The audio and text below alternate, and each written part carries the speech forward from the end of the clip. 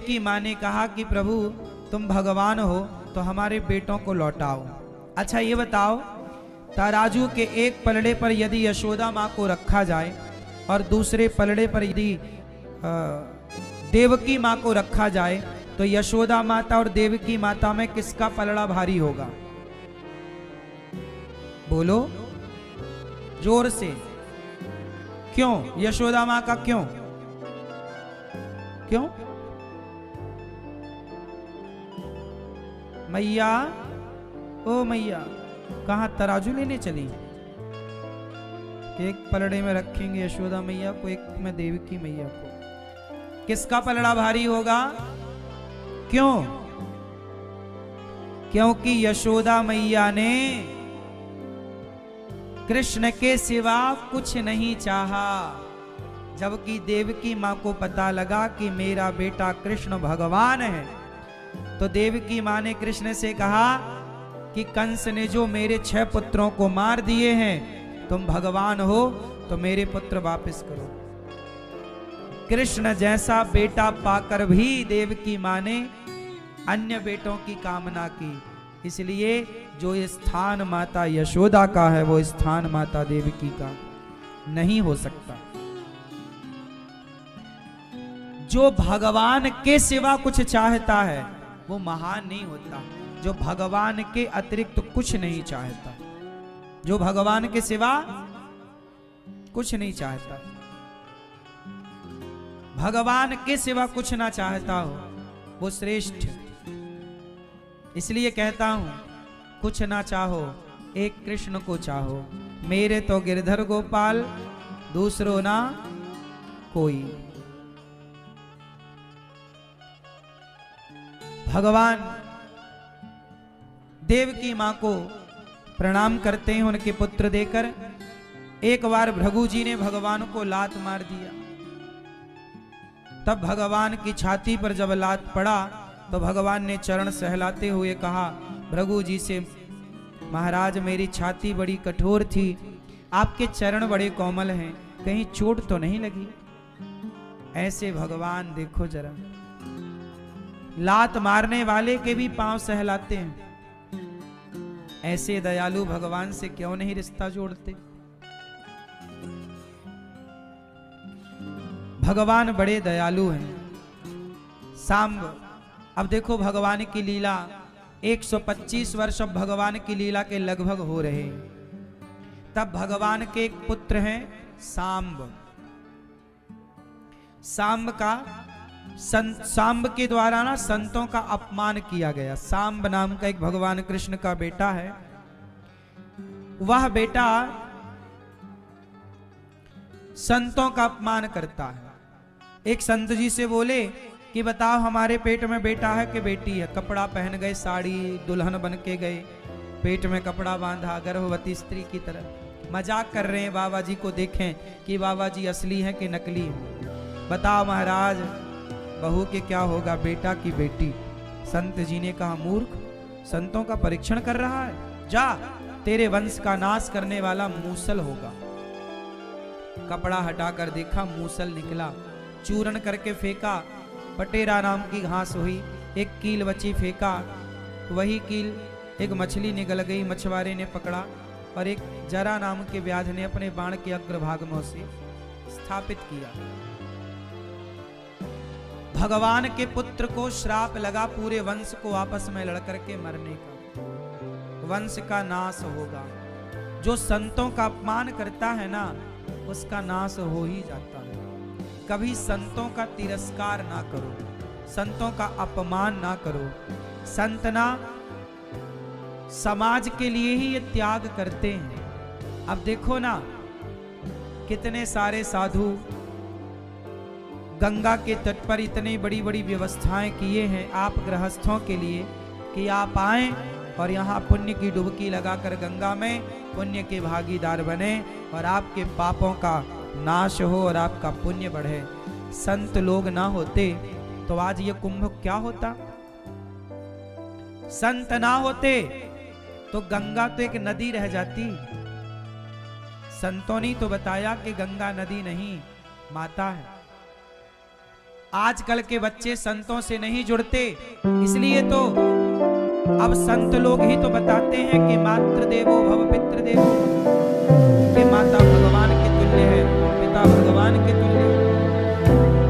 अब आज के बच्चे संतों की बात सुनते नहीं, गुरुजनों की बात सुनते नहीं, तो फिर माँ बाप का आदर करते नहीं, इसलिए माँ बाप परेशान। आजकल के लोग संतों की बात नहीं सुनते, ब्राह्मणों की बात नहीं सुनते, आचार्यों की बात, महापुरुषों की बात लोग नहीं सुनते। आजकल बच्चे बॉलीवुड की बात सुनते हैं। संत कहते हैं कि माँ बाप की सेवा करो, बॉलीवुड कह रहा है गुटखा खाओ। बॉलीवुड क्या खवाया जा रहा है? दाने दाने में केसर का दम,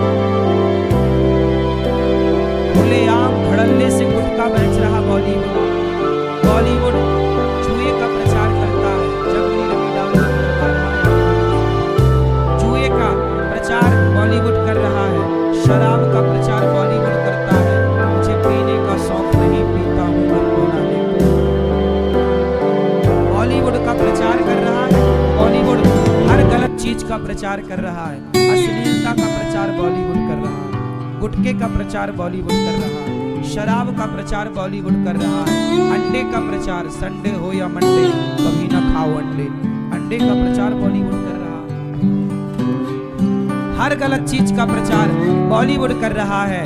और माता की सेवा करनी चाहिए, पिता की सेवा करनी चाहिए, दीन दुखी की सेवा का प्रचार ये साधु संत लोग कर रहे हैं। संत कह रहे हैं कि माँ की इज्जत करो, गुटखा ना खाओ, तंबाकू ना खाओ, शराब ना पियो। संत तुम्हें अच्छा बनाना चाहते हैं, जो तुम्हें अच्छा बनाना चाहता है उसे तुम पाखंडी कहते हो। आज संतों को कुछ लोग कहते हैं ना पाखंडी है बाबा।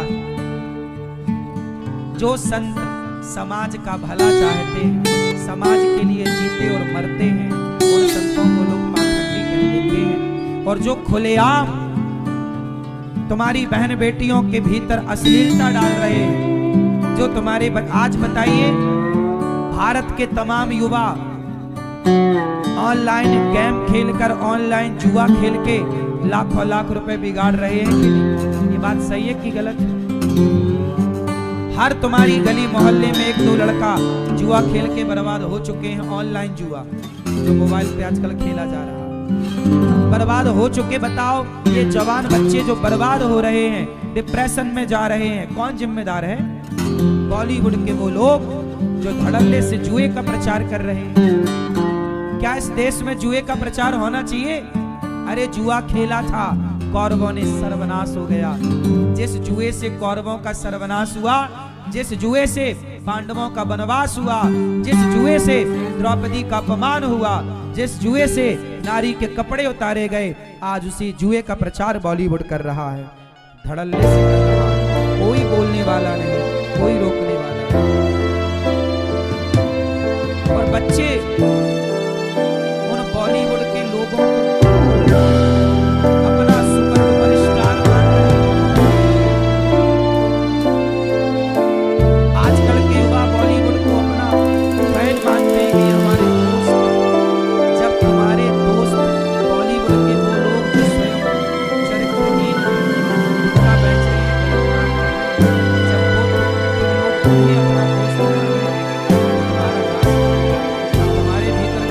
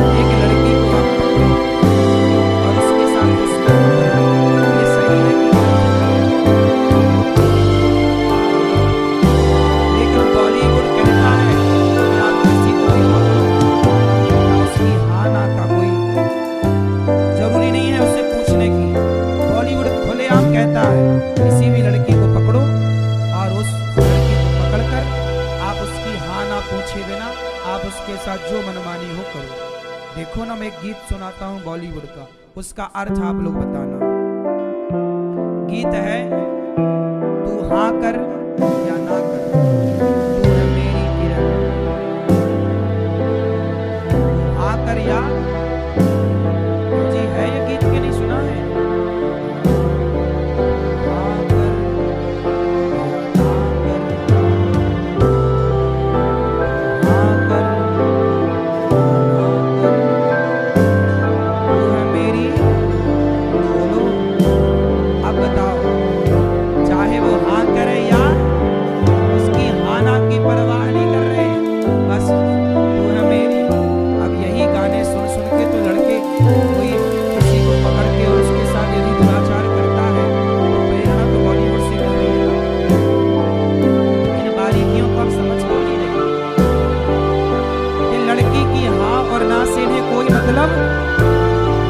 या ना कर, हाँ कर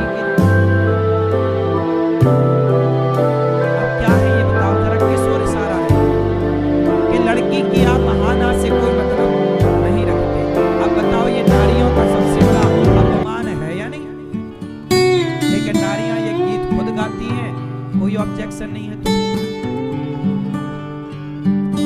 कुछ भी परोस रहा है बॉलीवुड और आप सब देख रहे हैं। इतने इतने से कपड़े पहनाते हैं बॉलीवुड में लड़कियों को, क्या ये नारी का अपमान नहीं है? अच्छा बताओ, द्रौपदी के कपड़े ही तो उतारे गए थे तो महाभारत हो गया? कपड़े ने उतारने से महाभारत हुआ? और आजकल बॉलीवुड तो कपड़े उतरवा के परोसता है, टीवियों पे इतने इतने से कपड़े पहनाता है। क्या स्त्रियों को खड़े होकर नहीं बोलना चाहिए कि भाई ये स्त्रियों को इस तरह से अश्लीलता से क्यों पेश कर रहे हो? एक नारी यदि समाज में निर्वस्त्र खड़ी हो जाए तो समाज दौड़ करके उसे ढक देता है कि भाई क्या कर रही हो तुम, निर्वस्त्र क्यों, ये कपड़े ढक लो। क्यों जी ढका जाता है? नारी को ढका जाता है कि उघाड़ा जाता है? बोलो, नारी उघाड़ी हुई अच्छी लगती है कि ढकी हुई? बोलो। लेकिन बॉलीवुड तो उघाड़ रहा है। कोई पिक्चर उठाकर देख लो, सब में अश्लील चित्र है। कौन बोले? लेकिन एक अनिरुद्धाचार्य के कहने से क्या होगा? जब तक ये लाखों में माताएं नहीं विरोध करेंगी। क्यों भाई, ये बहनों को तुम अश्लीलता क्यों बना रहे हो? बंद करो ये। सालों के घर में घुस के मारने की जरूरत है नालायकों की।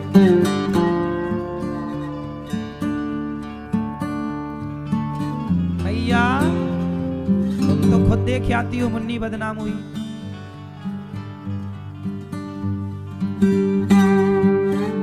तो विरोध काहे नहीं करती हो? ये काहे तुम ये अश्लील चित्र लगाए हो? और तो सुनो, आजकल कपड़ों की दुकान जाओ, बाजार में, अरे बाजार में लड़कियों के अश्लील चित्र, लड़की की फोटो लगी है, वहां तुम्हारी बेटी भी साथ जा रही है बाजार, वहां तुम्हारा बेटा भी साथ जा रहा है, छोटे छोटे बच्चे भी जा रहे हैं, चित्र में फोटो, अर्धनग्न लड़की का चित्र होता है कपड़ों की दुकानों में, जहाँ महिलाओं के कपड़े मिलते हैं, अर्धनग्न चित्र। तुम्हें कौन अच्छा लग रहा है? इसलिए पहले तो दुर्योधन का मन था दुशासन तार कपड़े, हम देखेंगे द्रौपदी को उनके निर्वस्त्र कैसे आज दुनिया तुम्हें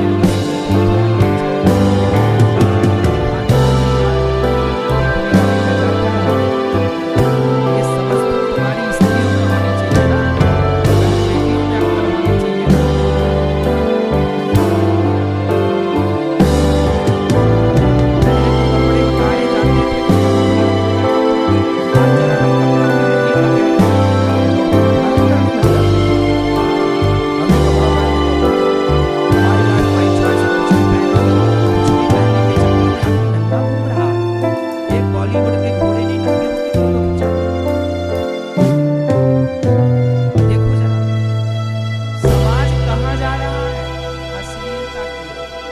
क्या पाओगे इससे?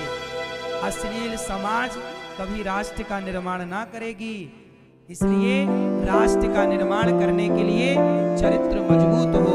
इसलिए हमारे यहाँ चरित्र की पूजा है।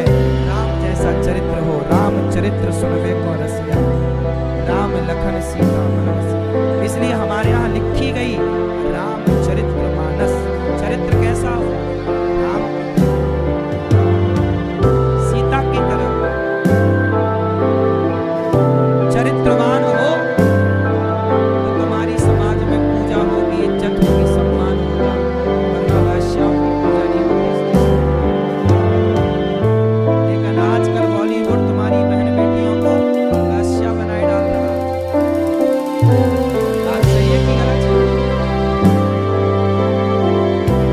बॉलीवुड ने गाना बना दिए, प्यार किया तो करना। अब लड़की को डर भी नहीं लग रहा बाप का, बाप का कोई डर नहीं लगता। प्यार करने लगना, गोल गोल रोटी बनानी नहीं आ रही है, प्यार करना।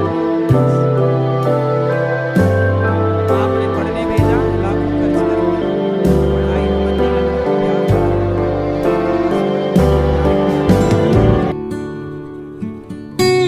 भैया तुम देखती हो पिक्चरें, मूवियाँ, अर्धनग्न मूवियाँ नहीं देखती?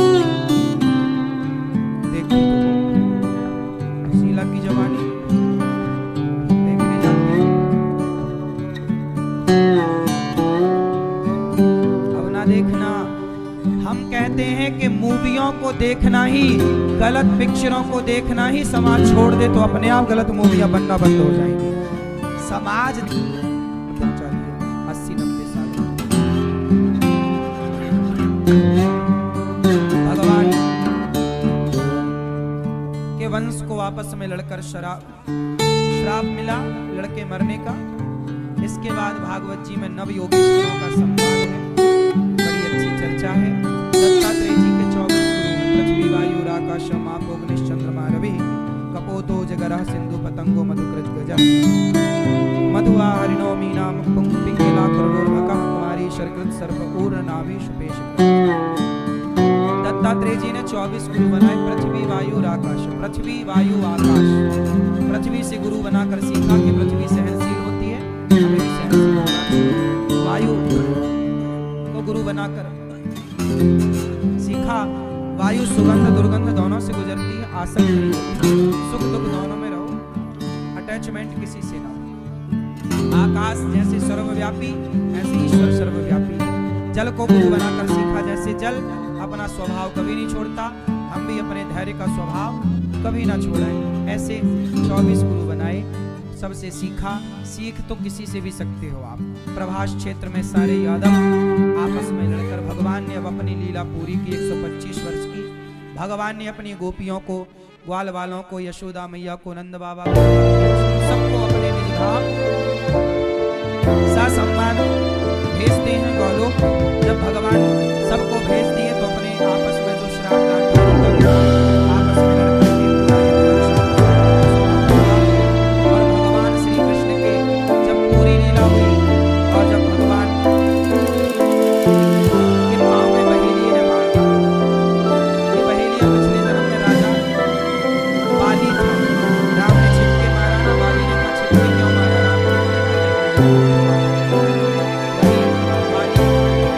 राम ने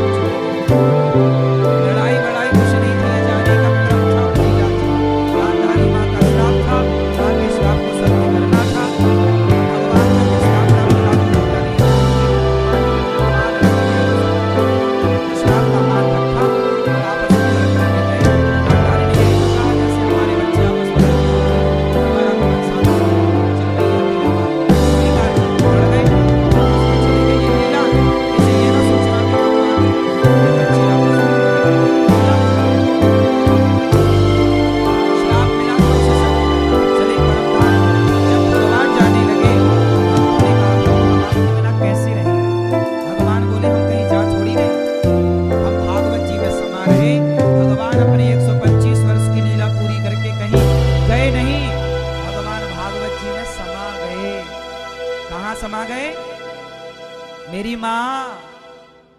इसलिए भागवत सुना करो। अभी 20 तारीख अर्थात 20 तारीख कल ही है क्या? क्यों? कल से वृंदावन में भागवत जी के पोथी पाठ बैठेंगे। आप भी अपनी माता के लिए, पिता के लिए आप भी भागवत सुनो। जो भागवत की कथा सुनता है ना, भगवान उसकी व्यथा को सुन लेते हैं। तुम सुनो भगवान की कथा, भगवान सुनेंगे तुम्हारी व्यथा। आप भागवत सुनेंगे, निश्चिंत रहिएगा। भागवत सुनने वाला पुण्यात्मा होता है, भगवान के धाम जाता है। और जीवन में कोई जाने अनजाने में पाप हो जाते हैं, उन सभी पापों से मुक्ति भागवत जी से मिल जाती है। इसलिए आप भी अपने माता पिता को भागवत सुनवाइए। आप भी अपने बच्चों के नाम से भागवत जी करा सकते हैं।